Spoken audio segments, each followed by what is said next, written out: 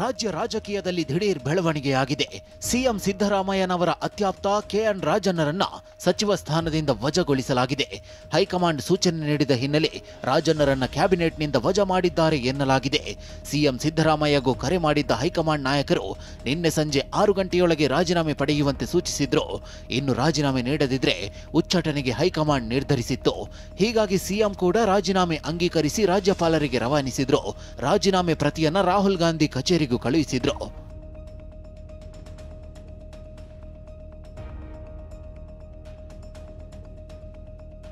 ರಾಹುಲ್ ಗಾಂಧಿ ಮತಗಳ್ಳತನ ವಿರುದ್ಧದ ಹೋರಾಟದ ಬಗ್ಗೆ ಪ್ರತಿಕ್ರಿಯೆ ನೀಡಿದ್ದ ರಾಜಣ್ಣ, ನಮ್ಮದು ಲೋಪವಿದೆ ಎಂದಿದ್ರು. ನಾವು ಎಚ್ಚೆತ್ತುಕೊಳ್ಳಬೇಕಿತ್ತು, ನಾವು ಮೊದಲೇ ಆರೋಪ ಮಾಡಬೇಕಿತ್ತು ಅಂತ ಮಾತನಾಡಿದ್ರು.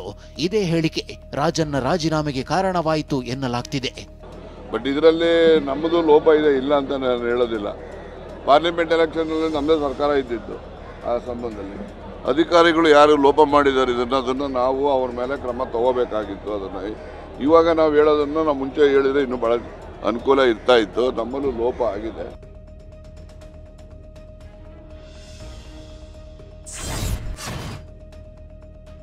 ಕೆಎನ್ ರಾಜಣ್ಣ ಅವರನ್ನ ಸಂಪುಟದಿಂದ ಕೈಬಿಡುವಂತೆ ಕಾಂಗ್ರೆಸ್ ಹೈಕಮಾಂಡ್ ನಿನ್ನೆ ಬೆಳಗ್ಗೆಯೇ ಸಿಎಂ ಸಿದ್ದರಾಮಯ್ಯಗೆ ಸಂದೇಶ ರವಾನಿಸಿತ್ತು. ಯಾವುದೇ ಕಾರಣಕ್ಕೂ ಕೆಎನ್ ರಾಜಣ್ಣ ಸಂಪುಟದಲ್ಲಿ ಇರಬಾರದು ಎಂದು ಸೂಚಿಸಿತ್ತು. ಆದರೆ ರಾಜಣ್ಣರನ್ನ ಉಳಿಸಿಕೊಳ್ಳಲು ಸಿದ್ದರಾಮಯ್ಯ ಕಸರತ್ತು ನಡೆಸಿದ್ದು ಯಾವುದೇ ಪ್ರಯೋಜನವಾಗಿಲ್ಲ.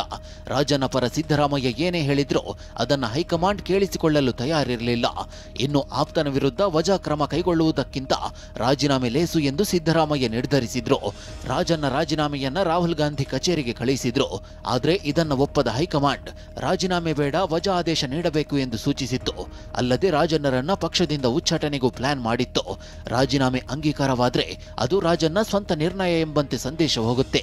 ರಾಜೀನಾಮೆ ಅಂದ್ರೆ ಸಾಫ್ಟ್ ಕಾರ್ನರ್ ತೋರಿಸಿದಂತಾಗುತ್ತೆ. ಆದ್ರೆ ವಜಾ ಮಾಡಿದ್ರೆ ಹೈಕಮಾಂಡ್ ಸ್ಟ್ರಾಂಗ್ ಆಗಿದೆ ಎಂಬಂತಾಗುತ್ತೆ.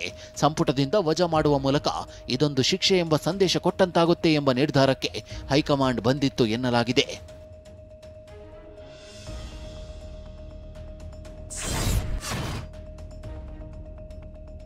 ರಾಜಣ್ಣರನ್ನ ಸಚಿವ ಸಂಪುಟದಿಂದ ವಜಾ ಮಾಡಿರುವ ಹೈಕಮಾಂಡ್ ನಿರ್ಧಾರದ ಹಿಂದೆ ಹಲವು ಕಾರಣಗಳಿವೆ ಎನ್ನಲಾಗಿದೆ. ಕಾಂಗ್ರೆಸ್ ಕಾರ್ಯಕರ್ತರು 6 ಬಾರಿ ರಾಜಣ್ಣ ವಿರುದ್ಧ ಹೈಕಮಾಂಡ್ ನಾಯಕರಿಗೆ ದೂರು ನೀಡಿದ್ರು ಎಂಬುದು ಗೊತ್ತಾಗಿದೆ. ಕೆಪಿಸಿಸಿ ಅಧ್ಯಕ್ಷರ ಬದಲಾವಣೆಗೆ ಪದೇ ಪದೇ ರಾಜಣ್ಣ ಆಗ್ರಹಿಸಿದ್ರು. ಇದರ ಜೊತೆಗೆ ಡಿಸಿಎಂ ಹುದ್ದೆಗೆ ಸಂವಿಧಾನಿಕ ಸ್ಥಾನಮಾನ ಇಲ್ಲ ಎಂದಿದ್ರು. 4 ಹೆಚ್ಚುವರಿ ಡಿಸಿಎಂ ಹುದ್ದೆ ಬಗ್ಗೆಯೂ ಪ್ರಸ್ತಾಪ ಇಟ್ಟಿದ್ರು. ಇನ್ನು ಹಾಸನ ಉಸ್ತುವಾರಿ ಬೇಡವೇ ಬೇಡ ಅಂತಾನು ಹೇಳಿದ್ರು. ಹೀಗಾಗಿ ರಾಜಣ್ಣ ಪದೇ ಪದೇ ಬಹಿರಂಗ ಹೇಳಿಕೆ ವಿರುದ್ಧ ಕಾಂಗ್ರೆಸ್ ಕಾರ್ಯಕರ್ತರು 6ಕ್ಕೂ ಹೆಚ್ಚು ಬಾರಿ ದೂರು ಸಲ್ಲಿಸಿದ್ರು ಅನ್ನೋದು ಗೊತ್ತಾಗಿದೆ. ರಾಜಣ್ಣರ ಪ್ರತಿ ಹೇಳಿಕೆಯ ಬಗ್ಗೆಯೂ ಹೈಕಮಾಂಡ್ಗೆ ದೂರು ಸಲ್ಲಿಕೆಯಾಗ್ತಿತ್ತಂತೆ. ಹೀಗಾಗಿ ಹೈಕಮಾಂಡ್ ರಾಜಣ್ಣರನ್ನ ಸಂಪುಟದಿಂದ ಕಿತ್ತು ಹಾಕುವ ನಿರ್ಧಾರ ಕೈಗೊಂಡಿದೆ. ಈ ಮೂಲಕ ಪಕ್ಷದ ನಿರ್ಧಾರಗಳನ್ನು ಪ್ರಶ್ನಿಸೋದನ್ನ ಸಹಿಸಲ್ಲ ಎಂಬ ಸಂದೇಶ ರವಾನಿಸಿದೆ.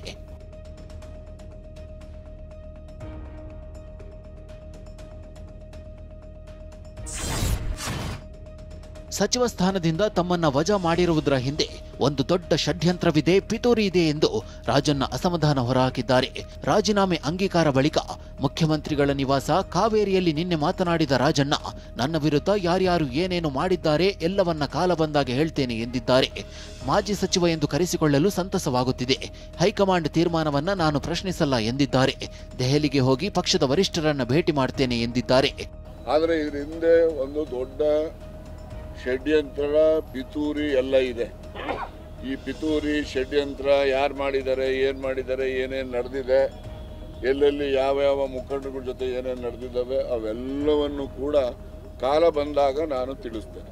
ರಾಹುಲ್ ಗಾಂಧಿ ಅವರಿಗೆ, ನಮ್ಮ ಅಧ್ಯಕ್ಷರಿಗೆ ಮತ್ತು ವೇಣುಗೋಪಾಲ್ ಅವರಿಗೆ ನಾನು ಏನೆಲ್ಲ ಅವರಲ್ಲಿ ಒಂದು ತಪ್ಪು ಗ್ರಹಿಕೆ ಆಗಿದೆ ಅಂತಕ್ಕಂಥ ನನಗೆ ಮಾಹಿತಿ ಇದೆ. ಆ ತಪ್ಪು ಗ್ರಹಿಕೆಯನ್ನು ನಿವಾರಣೆ ಮಾಡಲಿಕ್ಕೆ ನಾನು ಅವನ್ನೆಲ್ಲರೂ ಕೂಡ ಭೇಟಿ ಮಾಡಲಿಕ್ಕೆ ದೆಹಲಿಗೆ ಹೋಗ್ತೇನೆ. ಇನ್ನು ನಮ್ಮ ಎಲ್ಲ ಹಿರಿಯ ಸಚಿವರುಗಳು, ಶಾಸಕರು ಕೂಡ ಹೋಗ್ತೀವಿ. ಇದು ನಮ್ಮ ಪಕ್ಷದ ತೀರ್ಮಾನ. ಈ ಪಕ್ಷದ ತೀರ್ಮಾನ ಇರೋದ್ರಿಂದ ಇದನ್ನು ನಾವು ಪಕ್ಷದ ಹೈಕಮಾಂಡ್ನ ಯಾರು ಪ್ರಶ್ನೆ ಮಾಡತಕ್ಕಂಥದ್ದು ಸಾಧು ಅಲ್ಲ. ಸಚಿವ ಸ್ಥಾನದಿಂದ ರಾಜಣ್ಣ ವಜಾ ಕುರಿತು ಪ್ರತಿಕ್ರಿಯಿಸಿರೋ ಡಿಸಿಎಂ ಡಿಕೆ ಶಿವಕುಮಾರ್, ರಾಜಣ್ಣ ನನಗೆ ಆತ್ಮೀಯರು, ವಿಷಯ ತಿಳಿದು ನನಗೆ ನೋವಾಯಿತು. ರಾಜೀನಾಮೆ ವಜಾ ನನ್ನ ವ್ಯಾಪ್ತಿಗೆ ಬರಲ್ಲ, ಯಾಕೆ ವಜಾ ಮಾಡಿದ್ದಾರೋ ಗೊತ್ತಿಲ್ಲ ಅಂತ ಹೇಳಿದ್ರು. ನೋಡಿ, ನನಗೆ ತಿಳಿದಂತೆ ಇದು ಪಕ್ಷದ ನಿರ್ಧಾರ. ನನಗೆ ಕೆಲವು ಏನು ವಿಚಾರ ಗೊತ್ತಿಲ್ಲ.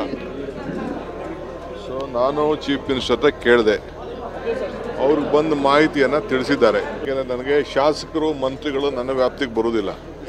ಶಾಸಕರು ಆರ್ಡಿನರಿ ಶಾಸಕರಾದರೆ ಏನಾದ್ರು ಸಣ್ಣ ಪಣ್ಣ ನೋಟಿಸ್ ಕೊಡೋದು, ಮತ್ತೊಂದು ಏನಾದರೂ ಅಶಿಸ್ತುಗಳಿದ್ದರೆ ಆಗ್ತದೆ. ನನ್ನ ಸ್ನೇಹಿತರು 25 ವರ್ಷದಿಂದ ಜೊತೆಗೆ ರಾಜಕಾರಣ ಮಾಡ್ಕೊಂಡು ಬಂದಿದ್ದವರು, ನನಗೂ ಮನಸ್ಸಿಗೆ ಭಾಳ ನೋವಾಗ್ತದೆ. ಏನು ಮಾಡೋಕ್ಕಾಗಲ್ಲ, ಪಕ್ಷದ ತೀರ್ಮಾನ. ಒಟ್ನಲ್ಲಿ ರಾಜನ್ನ ವಜಾ ಮಾಡಿರೋದು ಬಹಿರಂಗವಾಗಿ ಹೇಳಿಕೆ ಕೊಡ್ತಿದ್ದ ಇತರ ಸಚಿವರಿಗೂ ನಡುಕ ಹುಟ್ಟಿಸಿದೆ ಎನ್ನಲಾಗಿದೆ.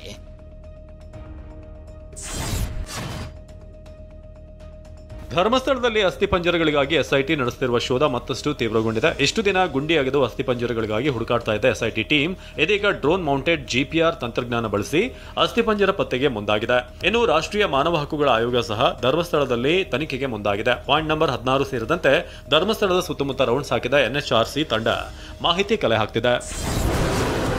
38 ವರ್ಷಗಳ ಹಿಂದೆ ನಾಪತ್ತೆಯಾಗಿದ್ದ ಪದ್ಮಲತಾ ಕೇಸ್ ಮರು ತನಿಖೆಗೆ ಪದ್ಮಲತಾ ಸಹೋದರಿ ಇಂದ್ರಾವತಿ ಒತ್ತಾಯಿಸಿದ್ದಾರೆ. 1986 ಡಿಸೆಂಬರ್ 22ರಂದು ಕಾಲೇಜಿನಿಂದ ಧರ್ಮಸ್ಥಳ ತನಕ ಬಂದು ನಾಪತ್ತೆಯಾಗಿದ್ದ ಪದ್ಮಲತಾ ಸುಮಾರು 587 ದಿನಗಳ ಬಳಿಕ ನೇತ್ರಾವತಿ ನದಿ ತೀರದಲ್ಲಿ ಶವವಾಗಿ ಪತ್ತೆಯಾಗಿದ್ದರು. ಈ ಸಂಬಂಧ ಪದ್ಮಲತಾ ಕುಟುಂಬ ಸದಸ್ಯರು ಕೊಲೆ ಆರೋಪ ಮಾಡಿದ್ರು. ಈ ಕೇಸ್ ಬಗ್ಗೆ ಸಿಐಡಿ ತನಿಖೆ ನಡೆಸಿದ್ರು. ಕೊಲೆ ಹಿಂದಿನ ಕಾರಣ ಪತ್ತೆಯಾಗಿರಲಿಲ್ಲ. ಸದ್ಯ ಶೋಧ ಕಾರ್ಯ ನಡೆಸಿ ತನಿಖೆ ನಡೆಸುವಂತೆ ಪದ್ಮಲತಾ ಸಹೋದರಿ ಇಂದ್ರಾವತಿ ಎಸ್ಐಟಿ ಅಧಿಕಾರಿಗಳಿಗೆ ಮನವಿ ಮಾಡಿದ್ದಾರೆ. ಎಸ್ಐಟಿ ಅಧಿಕಾರಿಗಳಿಗೆ ದೂರು ಅರ್ಜಿ ಸಲ್ಲಿಸಿದ ಇಂದ್ರಾವತಿ ತನ್ನ ತಂಗಿಯ ಸಾವಿಗೂ ನ್ಯಾಯ ಸಿಗಬಹುದು ಅಂತ ನಿರೀಕ್ಷೆ ಇಟ್ಕೊಂಡಿದ್ದಾರೆ. ಬೆಳಗಾವಿಯಲ್ಲಿ ಸುರಿತಿರುವ ಭಾರಿ ಮಳೆಯಿಂದಾಗಿ ಹಿರೇಹಳ್ಳ ಉಕ್ಕಿ ಹರಿಯುತ್ತಿದೆ. ಹಿರೇಹಳ್ಳದ ನೀರಿನ ರಭಸಕ್ಕೆ ಸವದತ್ತಿ ತಾಲೂಕಿನ ಉಗರಗೋಳ ಬಳಿ ಚೆಕ್ ಡ್ಯಾಂ ಕೊಚ್ಚಿ ಹೋಗಿದೆ. ಇದರಿಂದ ಗ್ರಾಮಕ್ಕೆ ನೀರು ನುಗ್ಗುವ ಆತಂಕ ಎದುರಾಗಿದೆ. ಮಹಾರಾಷ್ಟ್ರದಲ್ಲಿ ಸುರಿಯುತ್ತಿರುವ ಭಾರಿ ಮಳೆಯಿಂದಾಗಿ ಕಲಬುರಗಿ ಜಿಲ್ಲೆಯ ಅಫಜಲ್ಪುರ ತಾಲೂಕಿನ ಕರಚಗಿ ಗ್ರಾಮದ ಸೇತುವೆ ಮೇಲೆ ನೀರು ಹರಿಯುತ್ತಿದೆ. ಸೇತುವೆ ಪಕ್ಕದಲ್ಲಿರುವ ರಸ್ತೆ ಕೊಚ್ಚಿ ಹೋಗಿದೆ. ಧಾರವಾಡ ಜಿಲ್ಲೆಯಲ್ಲಿ ಮಳೆ ಅಬ್ಬರದಿಂದಾಗಿ ಬೆಣ್ಣೆಹಳ್ಳಕ್ಕೆ ಅಡ್ಡವಾಗಿ ನಿರ್ಮಿಸಲಾಗಿದ್ದ ಸೇತುವೆ ಕೊಚ್ಚಿಕೊಂಡು ಹೋಗಿದೆ. ತಡಹಾಳ ಗ್ರಾಮದ ಬಳಿ ಸೇತುವೆ ಕುಸಿದಿದ್ದು ನವಲಗುಂದ ನರಗುಂದ ನಡುವಿನ ಸಂಪರ್ಕ ಕಡಿತಗೊಂಡಿದೆ. ಕಳೆದ ತಿಂಗಳಷ್ಟೇ ಈ ಸೇತುವೆ ದುರಸ್ತಿ ಮಾಡಲಾಗಿದೆ ಅಂತ ಅಧಿಕಾರಿಗಳು ಸಚಿವ ಸಂತೋಷ್ ಲಾಡ್ ಮುಂದೆ ಹೇಳಿದ್ರು. ಇನ್ಮುಂದೆ ಸೇತುವೆ ಕೊಚ್ಚಿ ಹೋಗುವುದಿಲ್ಲ ಅಂತ ಅಧಿಕಾರಿಗಳು ಭರವಸೆ ನೀಡಿದ್ರು. ವಾರದಲ್ಲೇ ಸೇತುವೆ ಕೊಚ್ಚಿ ಹೋಗಿದೆ. ಇದರಿಂದ ಇನ್ನೊಂದು ಬದಿಯ ಹೊಲಗಳಿಗೆ ಹೋಗಲು ರೈತರು ಪರದಾಡ್ತಿದ್ದಾರೆ. ಭಾರಿ ಮಳೆಯಿಂದ ಬಳ್ಳಾರಿ ಜಿಲ್ಲೆಯ ಸಿರುಗುಪ್ಪ ತಾಲೂಕಿನ ಹಳ್ಳಕೊಳ್ಳಗಳು ಉಕ್ಕಿ ಹರಿತಿವೆ. ತಾಲೂಕಿನ ಟಿಎಸ್ ಕೂಡ್ಲೂರು ಗ್ರಾಮದಲ್ಲಿ ಅಪಾಯದ ಮಟ್ಟ ಮೀರಿ ಹರಿತಿರುವ ಹಳ್ಳವನ್ನ ವೃದ್ಧರು, ಮಹಿಳೆಯರು, ಮಕ್ಕಳು ಅಂಗೈಯಲ್ಲಿ ಜೀವ ಹಿಡಿದು ದಾಟ್ತಿದ್ದಾರೆ. ಉತ್ತರ ಕನ್ನಡ ಜಿಲ್ಲೆಯ ಕವಲಗಿ ಹಳ್ಳದಲ್ಲಿ ಕೊಚ್ಚಿಕೊಂಡು ಹೋದ ಇಬ್ಬರು ಸಹೋದರರಿಗಾಗಿ ಶೋಧ ಕಾರ್ಯ ಮುಂದುವರೆದಿದೆ. ಮದನಸರ ಗ್ರಾಮದ ಸಹೋದರರು ಭಾನುವಾರ ಮೀನು ಹಿಡಿಯಲು ಹೋಗಿದ್ರು. ಹಳ್ಳ ದಾಟುವಾಗ ರಫೀಕ್, ಹನೀಫ್ ಮತ್ತು ಇಮಾಮ್ ಕಾಶಿಂ ಕೊಚ್ಚಿಕೊಂಡು ಹೋಗಿದ್ರು. ಈ ವೇಳೆ ಜಮಾಲ್ ಸಾಬ್ ರಫೀಕ್ ಮತ್ತು ಇಮಾಮ್ನ ರಕ್ಷಿಸಿದ್ರು. ಆದರೆ ಹನೀಫ್ ಕೊಚ್ಚಿಕೊಂಡು ಹೋಗ್ತಿರೋದನ್ನ ನೋಡಿ ಅಣ್ಣ ರಫೀಕ್ ಮತ್ತೆ ನೀರಿಗೆ ಹಾರಿದ್ದಾನೆ. ತಮ್ಮನ ಜೊತೆ ಅಣ್ಣನು ಕೊಚ್ಚಿಕೊಂಡು ಹೋಗಿದ್ದಾನೆ. ಮದುವೆ ಆಗಿದೆ, 2 ಜನರು. ಇಬ್ಬರದ್ದು ಮದುವೆ ಆಗಿದೆ, ಮಕ್ಕಳಿದ್ದಾರೆ. ಮಕ್ಕಳಿದ್ದಾವೆ ಸಣ್ಣ ಸಣ್ಣ. ರಾಹುಲ್ ಗಾಂಧಿ ವಿರುದ್ಧ ಹೇಳಿಕೆ ಕೊಡುತ್ತಿದ್ದ ಎಂಎಲ್ಸಿ ಸಿಟಿ ರವಿಯನ್ನ ಮುಸ್ಲಿಂ ಮಹಿಳೆ ತರಾಟೆಗೆ ತೆಗೆದುಕೊಂಡಿದ್ದಾರೆ. ರಾಹುಲ್ ಗಾಂಧಿ ಮೇಲೆ ಯಾಕೆ ಆರೋಪ ಮಾಡ್ತೀರಾ, ನಿಮಗೇನು ಅಧಿಕಾರ ಇದೆ ಅಂತ ಪ್ರಶ್ನಿಸಿದ್ದಾಳೆ. ಈ ವೇಳೆ ಮುಸ್ಲಿಂ ಮಹಿಳೆಗೆ ಪಾಗಲ್ ಅಂತ ಸಿಟಿ ರವಿ ಹೇಳಿದ್ದಾರೆ. ವಿಧಾನಸೌಧದ ಲಾಂಜ್ನಲ್ಲಿ ಈ ಹೈಡ್ರಾಮಾ ನಡೆದಿದೆ. ಬಳಿಕ ಮುಸ್ಲಿಂ ಮಹಿಳೆಯರನ್ನ ಪೊಲೀಸರು ಹೊರಗಡೆ ಕರೆದುಕೊಂಡು ಹೋಗಿದ್ದಾರೆ. How can you say that Rahul Gandhi is wrong and you people are right?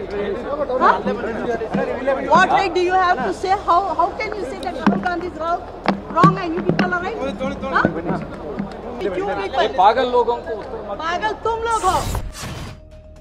Vishnuvardhan ಸಮಾಧಿ ನೆಲಸಮ ಮಾಡಿದ್ದನ್ನ ಖಂಡಿಸಿ ಅಭಿಮಾನಿಗಳು ಬೀದಿಗಿಳಿದಿದ್ದಾರೆ.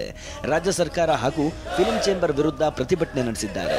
ಫಿಲ್ಮ್ ಚೇಂಬರ್ ಮುಂದೆ ಜಮಾಯಿಸಿದ ಅಭಿಮಾನಿಗಳು ಅಭಿಮಾನ್ ಸ್ಟುಡಿಯೋ ಜಾಗ ಉಳಿಸಿಕೊಡುವಂತೆ ಸಿಎಂಗೆ ಮನವಿ ಮಾಡಲು ಒತ್ತಾಯಿಸಿದ್ರು. ಅಭಿಮಾನಿಗಳ ಮನವಿ ಸ್ವೀಕರಿಸಿದ ಫಿಲ್ಮ್ ಚೇಂಬರ್ ಮಾಜಿ ಅಧ್ಯಕ್ಷ ಸಾರಾ ಗೋವಿಂದ್ ಸರ್ಕಾರಕ್ಕೆ ಮನವಿ ಮಾಡುವ ಭರವಸೆ ಕೊಟ್ಟಿದ್ದಾರೆ. ಇತ್ತ ವಿಷ್ಣುವರ್ಧನ್ ಅಳಿಯ ನಟ ಅನಿರುದ್ಧ್ ಭಾನುವಾರ ಈ ಬಗ್ಗೆ ಚರ್ಚೆ ಮಾಡೋಣವೆಂದು ಅಭಿಮಾನಿಗಳಿಗೆ ಕರೆ ಕೊಟ್ಟಿದ್ದಾರೆ.